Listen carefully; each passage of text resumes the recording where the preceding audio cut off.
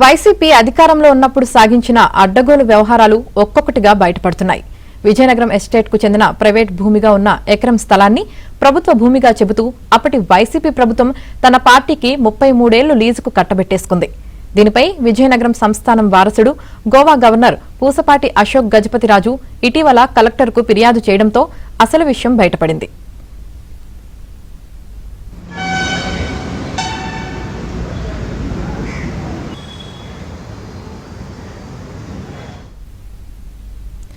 గత ప్రభుత్వంలో వైసీపీ కార్యాలయం కోసం కేటాయించిన ఎకరా స్థలం విజయనగరం సంస్థానానిదేనని, ఈ భూమి 2022 ఫిబ్రవరి 8 వరకు రికార్డుల్లో ప్రైవేట్ భూమిగానే ఉండేదని, ఆ తర్వాత ఎలాంటి నోటీసు ఇవ్వకుండా చట్టబద్ద వారసులకు సమాచారం లేకుండా రికార్డులు మార్చారని ఫిర్యాదులో పేర్కొన్నారు.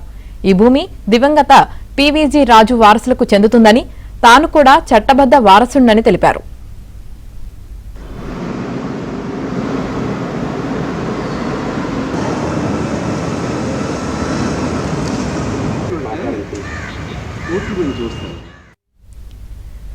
విజయనగరం సంస్థానానికి వేల ఎకరాల భూములు ఉన్నాయి.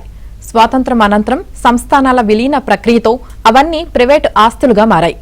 అశోక్ గజపతిరాజు తండ్రి పీవీజీ రాజు ట్రస్టీగా మారారు. ఆయన పర్యవేక్షణ సంరక్షణలో మాన్సాస్ ట్రస్ట్ పేరుతో భూముల బదలాయింపు జరిగింది.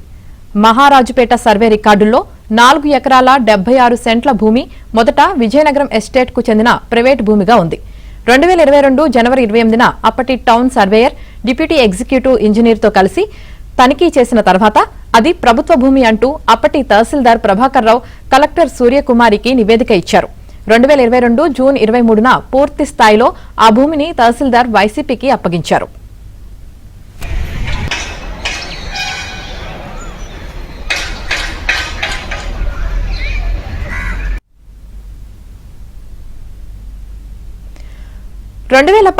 సెప్టెంబర్ 14న వచ్చిన జీవో నెంబర్ 571 ప్రకారం AP survey and boundaries act నిబంధనలు ఉల్లంఘిస్తూ భూ యజమానికి నోటీసులు ఇవ్వకుండా నిర్ణయం తీసుకున్నారని అశోక్ గజపతిరాజు చెబుతున్నారు. దీనిపై గతేడాది మే 23న అప్పటి కలెక్టర్కు లేఖ రాసినా స్పందన లేకపోవడంతో ఇటీవల మరోసారి అన్ని పత్రాలతో ఫిర్యాదు చేసినట్లు తెలిసింది. కూటమి అధికారంలోకి వచ్చిన తర్వాత మున్సిపల్ అధికారులు వైసీపీ జిల్లా అధ్యక్షుడు మజ్జి శ్రీనివాసరావుకు నోటీసులు జారీ చేశారు. ప్రైవేట్ స్థలంలో కార్యాలయ భవన నిర్మాణాన్ని ఎలా చేపట్టారని వివరణ ఇవ్వాలని ఆదేశించారు.